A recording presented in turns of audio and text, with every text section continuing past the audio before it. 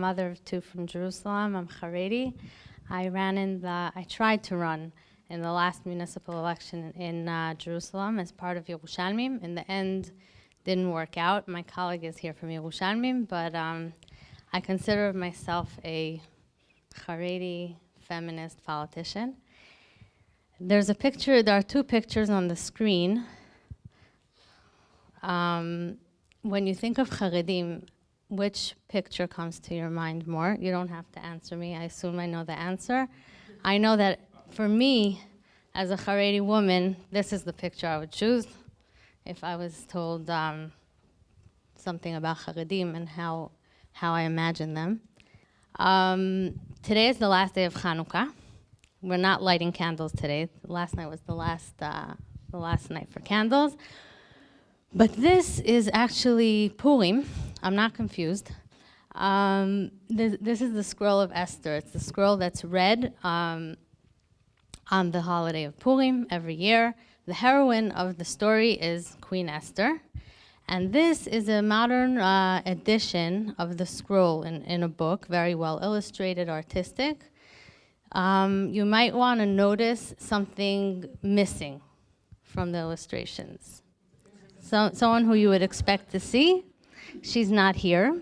She's not in any of the pages, by the way. I brought a few examples. I think that's Haman, the royal chariot, Mordechai, all kinds of characters. Queen Esther does not appear in this edition.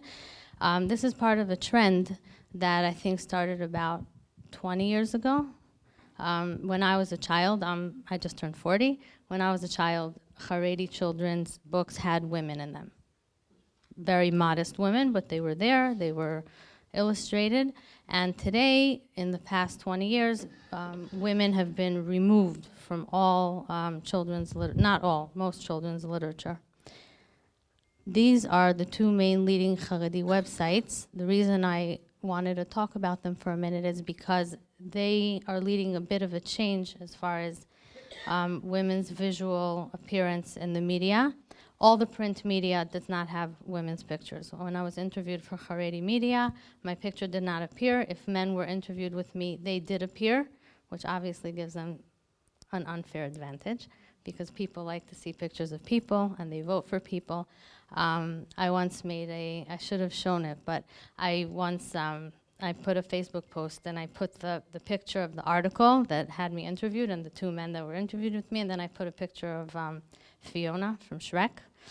And I said, this is my current profile picture, but they unfortunately missed it and didn't put it in the paper. Here's a question that I would like you to try and answer. How many Haredi women are in political roles?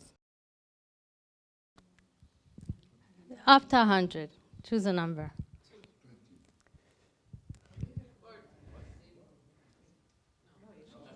It's a nice round number, right?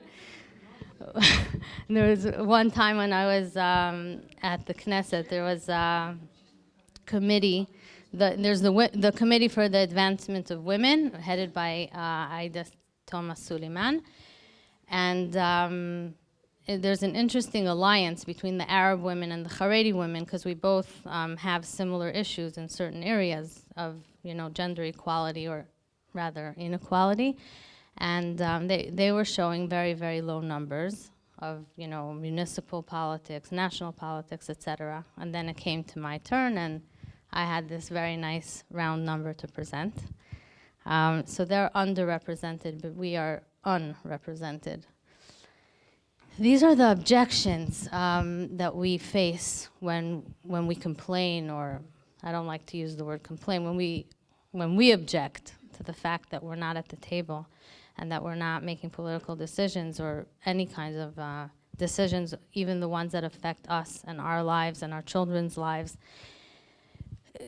It ranges from, it's halachically forbidden, it's a religious thing, women should not be in these types of roles because of religious reasons, or it's unseemly, it's not okay for women to be in a man's world, which is, to me, one of the most ridiculous things to say when Haredi women were sent out en masse to support their families financially so that the men could learn, and totally in a man's world. They're working in high tech and as lawyers, mostly as teachers, but they're everywhere. We're working, and then when it comes to like all these positions, all of a sudden it's go home to your kitchen.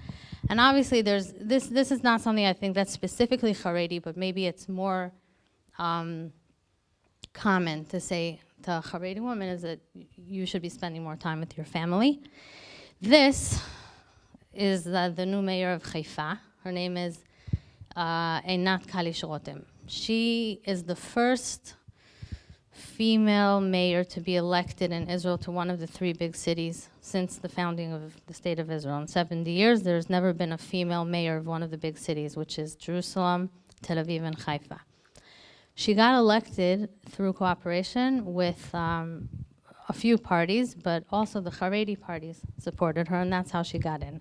And here in the picture, you see Haredi men, also her female Haredi media advisor, but everyone else is men, and they're dancing for her.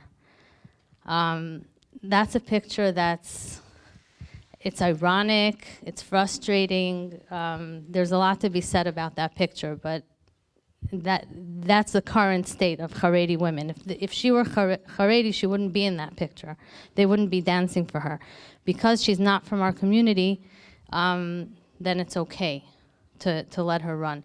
This is a phrase that we hear a lot. Kol kvoda bat melech pnima. It's used. It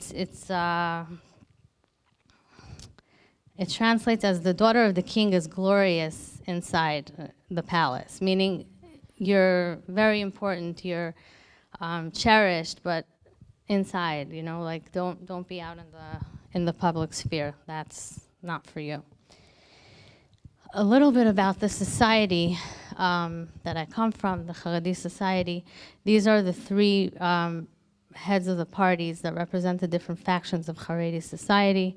This is Moshe Gafni, he's the head of the finance committee. Yaakov Litzman, he's the health minister, and Aryeh Deri is the internal affairs minister, I think. You'll notice that I put avatars both on Gafni and Litzman's pictures. That represents their wives. You don't know what their wives looks like because their pictures are never in the media. Yafa Deri is the exception to the rule. I think most people have seen her picture.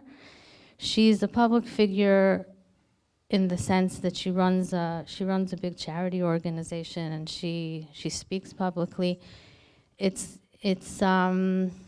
symbolic of the differences between the Ashkenazi, more strict Haredim, and the Sephardi ones who are a bit more, they never really went all the way with the extremism, with gender separation. So it's not a sign of the times or of change. It's the way it was from the beginning. There are changes that are taking place, not just for women. This is about what we as women are doing, but there are what you would call new Haredim who are going to the army, going to work, going to academia. All those things create also strife because both in the army and in academia, sometimes in workplaces, there's sometimes the perception that things have to be changed and that more gender inequality is caused by integrating Haredim. And there's a lot of questions around the idea of how much integration, what the price of liberal values are against the integration into society. This is my friend's book. She's not here, she's in London. She would be here otherwise. She wrote a book about the campaign. This was in the last national election. Haredi women, Esti Shushan started it, and the campaign was Lo Nivcharot, Lo Bocharot, which means not elected, not voting, something like that. Basically, it was a call to Haredi women not to vote for the Haredi parties that don't have women on the list. And it's important because half the people that vote for Haredi parties that don't allow women are women. So talking to women is the most important thing, although you'll see soon that I think men are also a very important part of the battle. So there are all kinds of ways to fight this gender inequality. There's the legislation trying to put pressure on the Haredi parties directly. There was a higher court petition. The petition wasn't for Haredi women to even run in the Haredi parties. It was just to allow them officially to be party members. Even that's on the charter, it's not allowed. You can't be a party member. If I want to be a member of the party I've voted for my entire life, I can't be because I'm a woman. I did something different. I ran in a secular party in Jerusalem. I think practically that's the fastest route, and I like fast and I like practical, so that's what I tried to do. I've also been involved in creating a chapter in the Labor Party. My friend Michal should be here soon, and she heads it. Now there's something interesting it's also very political, even though it's not always considered that. The religious councils also don't have women. They have very few women. I shouldn't say don't have women. They have very few women. No Haredi women, of course. Even in cities where it's a majority of Haredim. There's a small city up north where my friend works in the municipality, and she told me that because there's a new law that you have to have 20% of women, they closed down the religious council in Rechasim, in the city, to avoid having women in the council, because everyone's Haredi, so they can't even try and find a woman who's not Haredi to fill the slot, and they don't want to create that situation. So they closed down the religious council, and they have some other way of making it work, but obviously that's not going to be a solution in the long run, and that puts pressure on them. And then there's also, it's important to talk about just social action, different things that women do, not in the political arena, in the social arena, that can have a lot of impact. Here's an example, something that I do. At my home for the past 3 years, once a week, we study Talmud, a group of women. It's called a Beit Midrash. It's not something that has happened in the past in an organized manner. I actually started, and it was a very personal decision. I come from a family of Torah scholars. My father's very learned. It was very important, very central to my life, to my family. It's also good to mention that the most important value, the core value of the Haredi community is Torah study, and the people who are most admired and sought after and considered are those who have Torah knowledge, who are what's called Talmidei Chachamim. So in any society, if women want equality and to get ahead, you have to be part of the core values of your own society. Because if you take liberal values and you say, as long as women are educated and financially independent, then they're equal, you'll find that it doesn't work in conservative societies.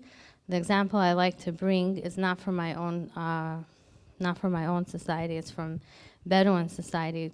About a year and a half ago, there was it wasn't a terrorist attack.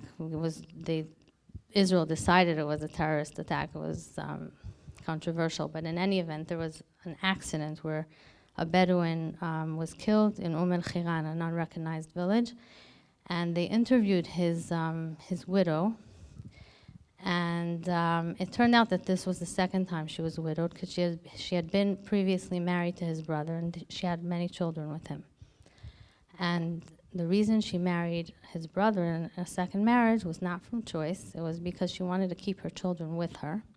And had she married a man who was not his brother, the children would stay with his family, and she would be left without them. This happens in Israel now. It's not legal, but it happens. And what struck me was that she has a doctorate in education, and she teaches in a college. So she's an educated, financially independent woman who can't even decide who she wants to marry, which is, I think, the most basic human right you can think about. And in my society, the core value is Torah study. This is my father's dedication in the Gemara and the Talmud that he gave me. I won't read the whole thing. To me, it's very touching, but he wrote, "To my beloved, esteemed, knowledgeable daughter," and that's something usually that's reserved for sons, not for daughters, that kind of a phrase. So you can tell that I come from a family where, in the end of the day, my father was a bit of a feminist, so he can blame himself for everything. And the last part is, what role can you have in this battle with this issue? Just stand by us. That's something that's very important. Knowing that there's backup when you're going against the world and there are other people who are behind you is important. There's legislation. When we do it, be part of it. Vote for us when we run, and donate to the cause of the organizations. I don't represent an organization. I represent a cause. There are many, not many, a few organizations that deal with this on all different levels. This is something that I wrote about how Haredi women need the liberal vote and the liberal voice in order to succeed. So, thank you.